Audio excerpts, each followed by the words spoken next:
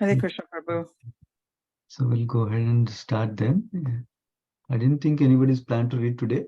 I am supposed to read today. Oh, perfect. Yeah, then you can go ahead with it. What text am I reading from? From 176.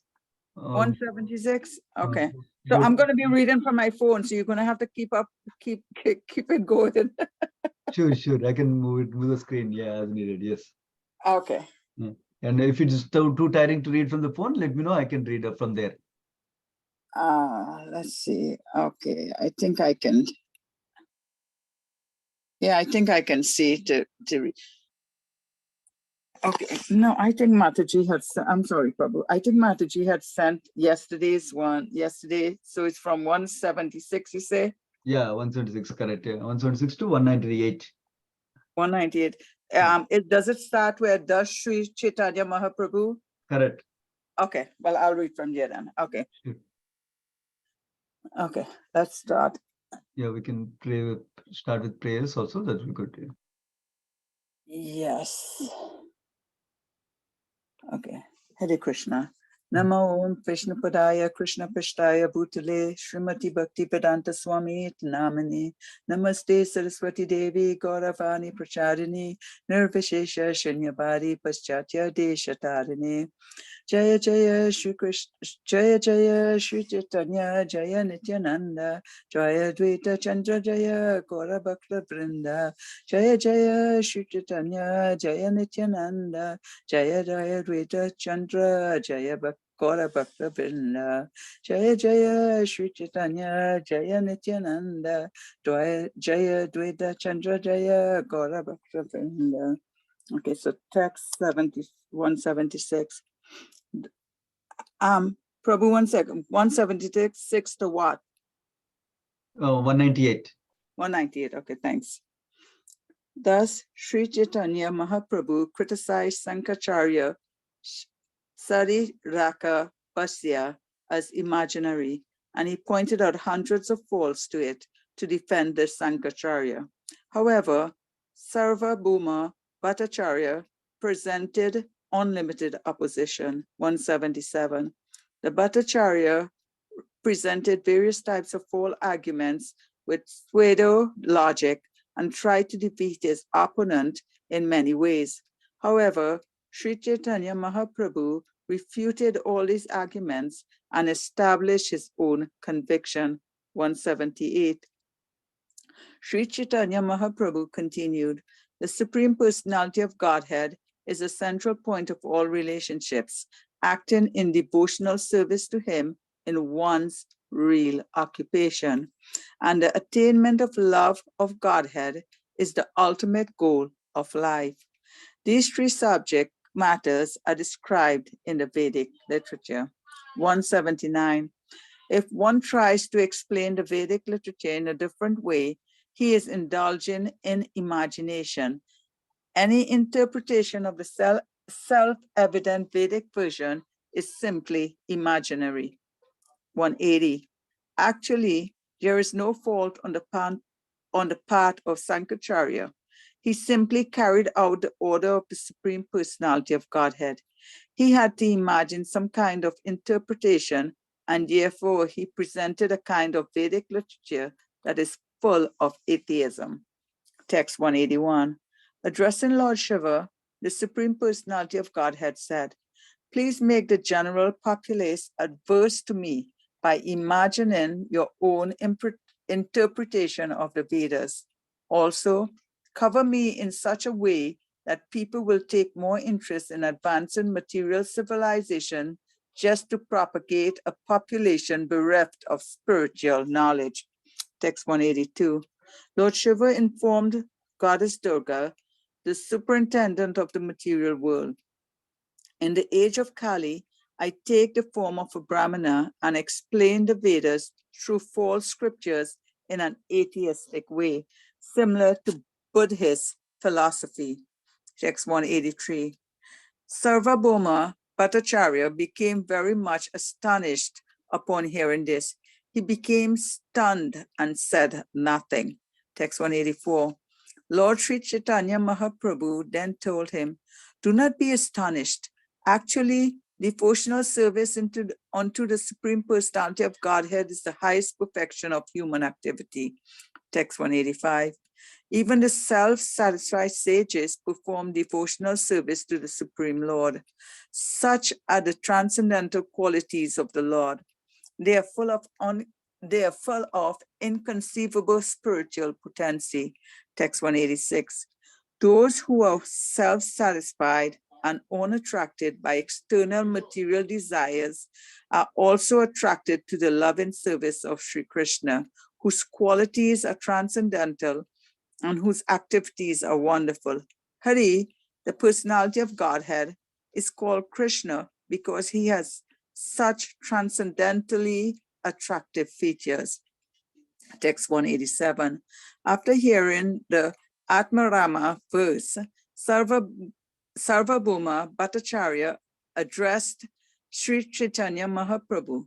My dear sir, please explain this verse. I have a great desire to hear your explanation of it. Text 188. The Lord replied, first let me hear your explanation. After that, I shall try to explain what little I know. Text 189. Sarvabhauma Bhattacharya then began to explain the Atma Rama verse, and according to the principles of logic, he put forward various propositions. Text 190. The Bhattacharya explained the Atma Rama verse in 9 different ways on the basis of scripture. After hearing his explanation, Sri Chaitanya Mahaprabhu, smiling a little, began to speak. Text 191.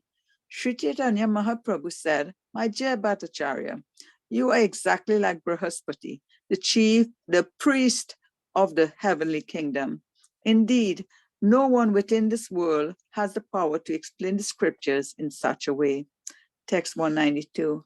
My dear Bhattacharya, you have certainly explained this verse by the prowess of your vast learning, but you should know that besides the scholarly explanation, there is another purport to this verse.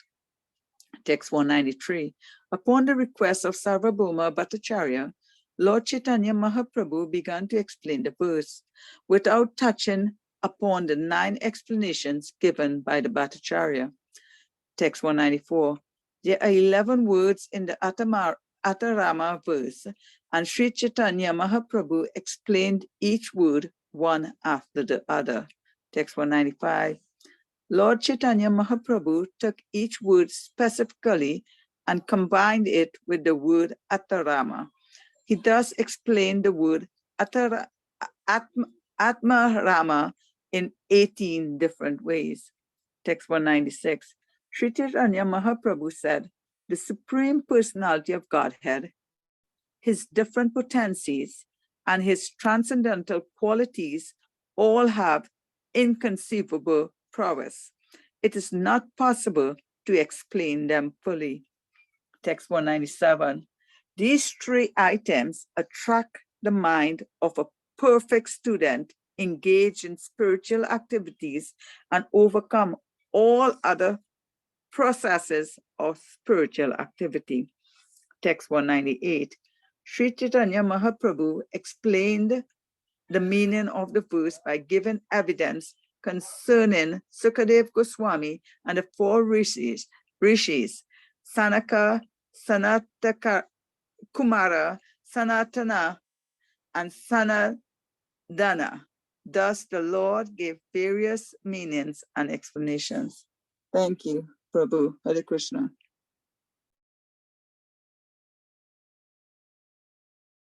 Thank you, Madhya. Hare Krishna.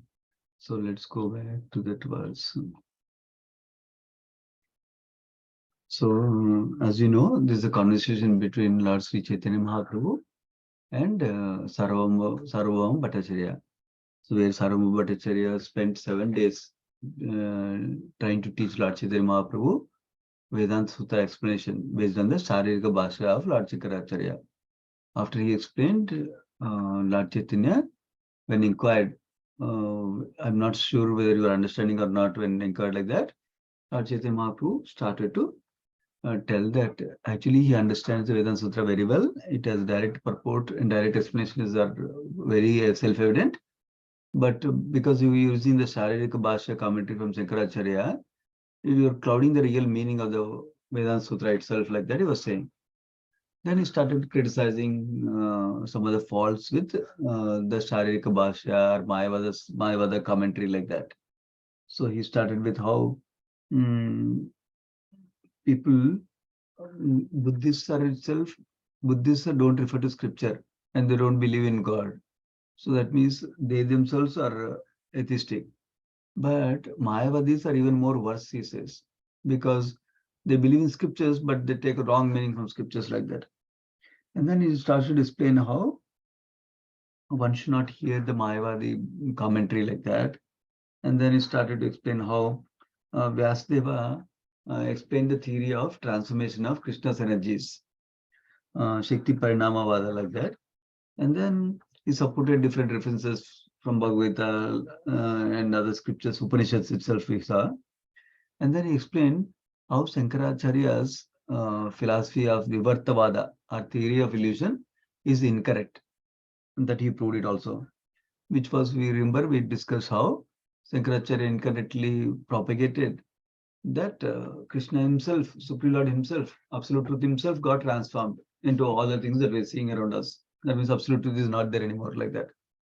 Whereas Vasudeva's understanding, Vasudeva's sharing to us in Vedanta Sutra and in the natural commentary of Srimad Bhagavatam is that Supreme Lord has inconceivable potencies, and through those inconceivable potencies, they get transformed into different things, the material creation, like that.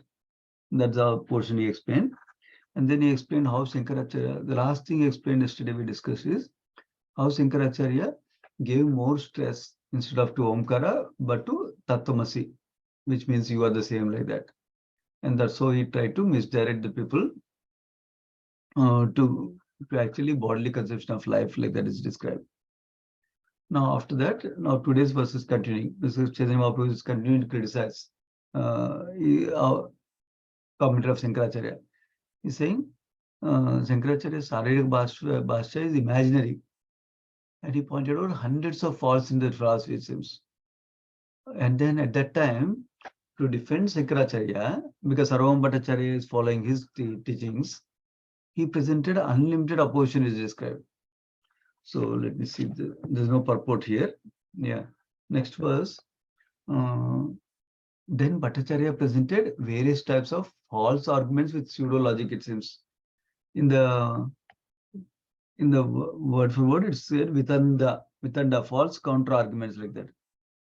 And then he tried to defeat his opponent. Who is the opponent? Lord Chaitanya Mahaprabhu, in many ways.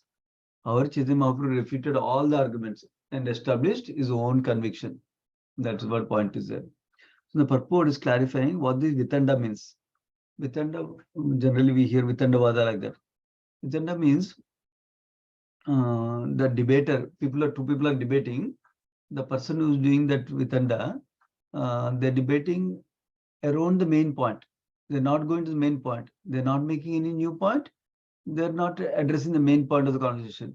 They're giving arguments. Whatever other person says, they say it's wrong, like that. That only that much only they're doing. They're not trying to establish what is the truth, like that. That's not the right kind of argument. In fact, actually, this is one of the principles in devotee association also. Is constructive, helpful to discuss philosophy among devotees. But however, the principle in discussing philosophy between devotees is not to show how we are right. That is not the reason we discuss philosophy with other devotees. We discuss philosophy with other devotees to see what is the right meaning we can understand from that, whatever topic we're discussing, like that. If the two devotees were discussing, have that intention, have that motivation to understand the right thing, and then hear other people's opinion and input and comment, then they can together brainstorm to get to the right conclusion with the help of scriptures, references, other authorities like acharyas, like that. But if our goal is only to prove that I am right, you are wrong, then that's not fruitful, that's not helpful in devotee association. So that is one important principle we need to remember. We are trying to find what is the right thing, but in finding the right thing, we don't go into aggressively demeaning the other person, putting the other person down. That's not encouraged again. So our relationship should be maintained nicely, and then we try to understand to our level. Of course, we may not be able to understand every topic ourselves, even if we discuss. But to our level, we can understand, and then we can always go back to refer to acharyas, either scriptures, or hearing their class, or something like that on the topic. So that's an important principle here. Here, Bhattacharya was presenting that Vitandavada, false arguments with logic, it seems. But Chaitanya Mahaprabhu refuted all those things, it seems. Then, going to the next verse. Then Sri Chaitanya Mahaprabhu. So, by the way, this is one of the crux of this whole chapter.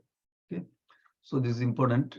Out of the whole Sri Chaitanya Charitamrita, remember I described there are 5 sections that are giving the teachings of Lord Chaitanya Mahaprabhu that are considered as prominent, because Srila Prabhupada considered them as prominent and put them into a small book called Teachings of Lord Chaitanya.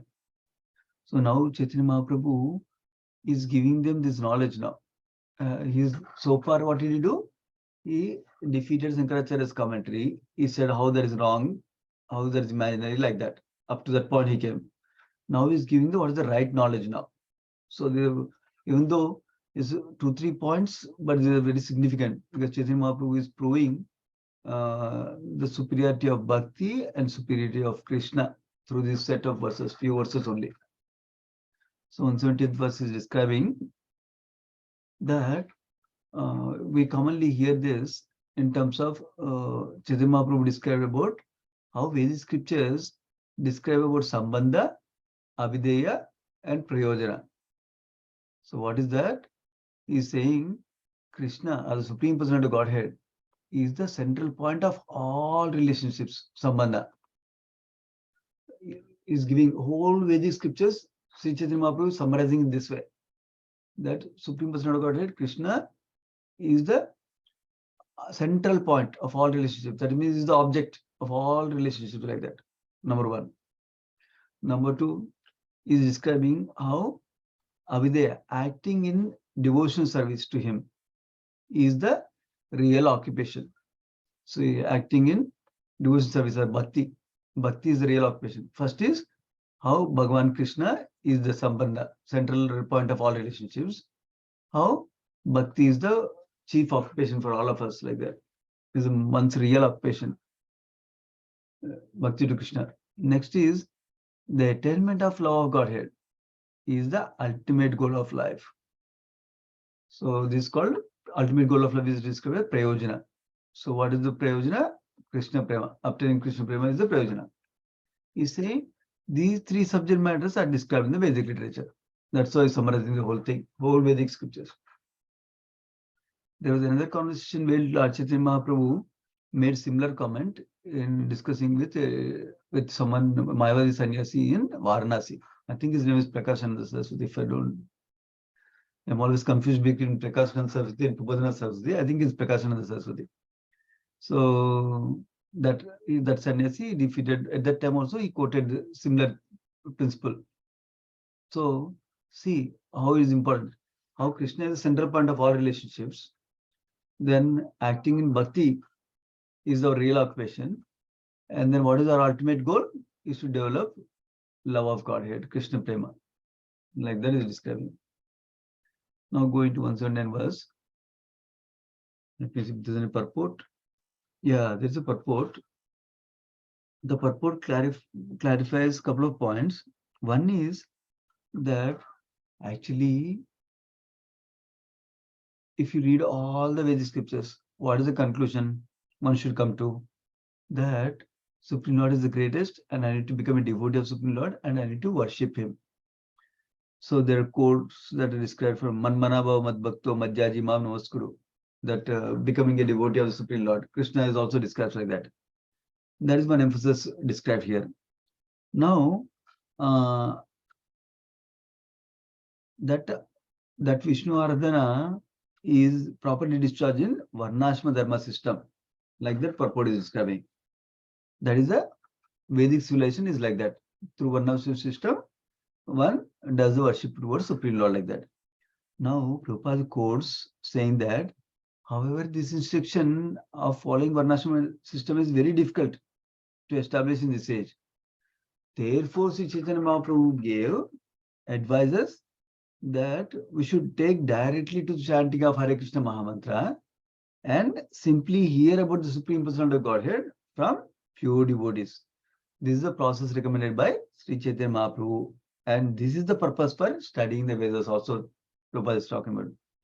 Remember, in Bhagavatam also, morning also we are hearing the same thing. Shravanam Kirtanam is the basis for this age to get to the highest conclusion of the Vedic system itself like that. Shravanam Kirtanam of what? Shravanam Kirtanam of Krishna's holy name and Krishna's pastimes like that.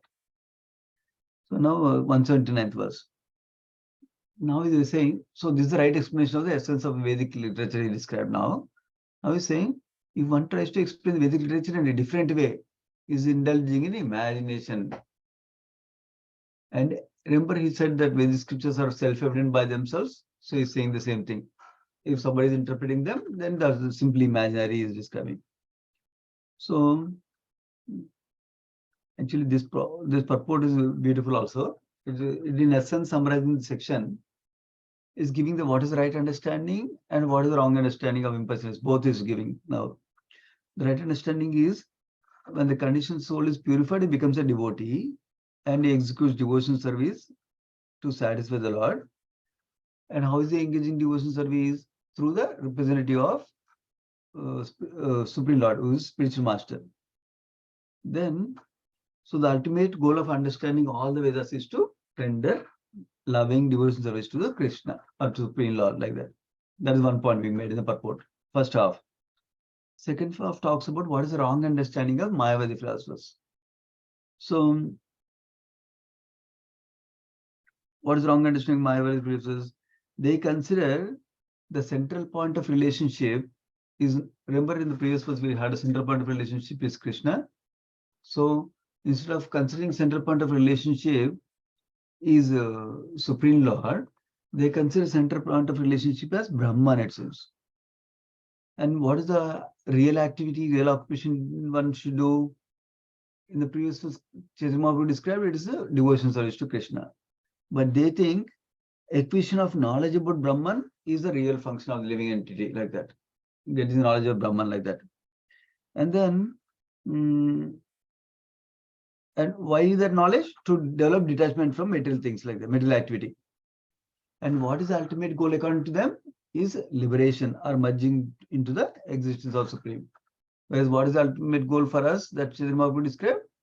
To ultimate goal of life is to develop attainment of Krishna Prema like that. So that's why it's contrasting between those two. In the purport, Prabhupada is contrasting both of them. So these are incorrect understanding, Mayavadi understanding, that everything is, that central point is a Brahman, acquiring knowledge of Brahman and developing detachment from matter. And then ultimate goal is to merge into Brahman. There's all incorrect understanding is being described like that. Now going to 180 verse. Actually, now interestingly, so Chaitanya Mahaprabhu described what is wrong in Shankaracharya's philosophy and described what is the right things to understand in scriptures. Actually, we'll describe some more things coming up. Yeah. Then he's saying actually Shankaracharya was not at fault. Why? Because he simply carried out the order of the Supreme Lord. He had to imagine some kind of interpretation and therefore represented a kind of Vedic literature that's full of atheism. So I think I might have discussed in this forum some time ago, but I'll briefly mention it because the context has come. Many times the context of something in the scriptures, context of someone in the life, in the history also is important. In fact, for a religious institution like ISKCON to continue also, it's important to understand the context in which Prabhupada said this versus Prabhupada said that. Otherwise, people just fight saying that Prabhupada said this like that. Both can have arguments on opposite directions, just with Prabhupada's quotations. So we should be careful to understand the context of the statements from Prabhupada, and the overall context is life, and overall things he said in the scriptures like that, all of them together. Similarly, the context of Shankaracharya's life is described also by devotees. What is the context? Apparently, in the Vedic culture, long time ago, before even Lord Buddha came, everybody was doing animal killing for sense enjoyment, it seems. That means they're taking the name of Vedas, they're taking advantage of Vedas and scriptural regulations, and they're using it incorrectly to kill animals and eat animal food like that, animal meat like that. So now, at that time, Lord came as Buddha to misdirect them, saying that forget about all Vedic scriptures, because you're saying by looking at Vedic scriptures, you're killing animals and eating, right? So he said, forget about Vedic scriptures, that's not best. Just follow me, follow the non-violence like that. Like that, he diverted them away from scriptures. Why? To save them from much more sinful activity by killing all the animals like that. That is the context which Buddha came in.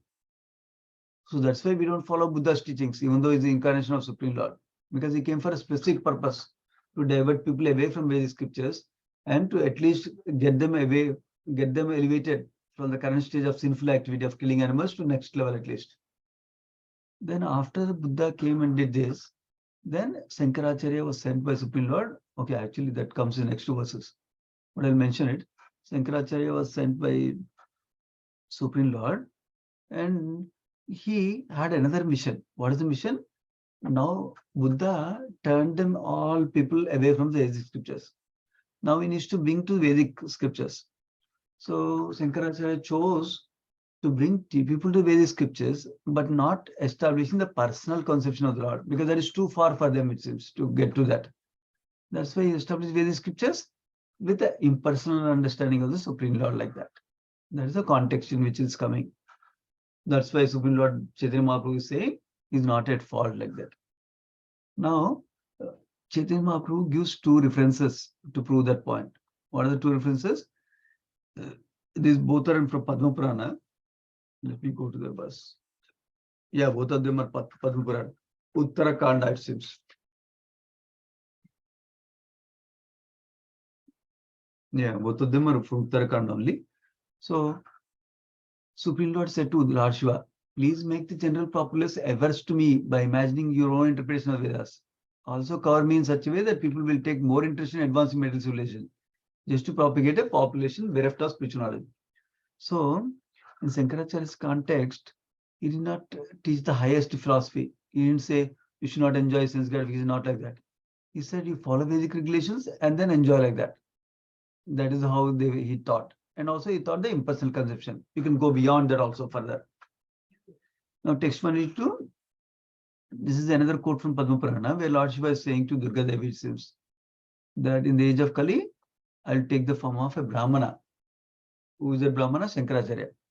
And explain the Vedas through false scriptures in an atheistic way, similar to Buddhist philosophy. Why Buddhist philosophy? Buddhist philosophy also is devoid of Supreme Lord, like that. That is why. Now, let me see. Yeah, Purport has one nice important point in this for this 182 verse. He's saying Mayapadi philosophy states that Supreme Lord, Jivas, and cosmic manifestation are all transformations of illusory energy. That means they're all Maya. Supreme Lord is Maya. Supreme Lord is a product of Maya. Jiva is a product of Maya. And material nature is also a product of Maya. That is their understanding itself. And to support that understanding, Mayavadis quote false scriptures, which makes people go away from transcendental knowledge and addicted to fruitive activities and mental speculation, which we are trying to get away from. That's why we are not supposed to read the Mayavadi commentaries like that.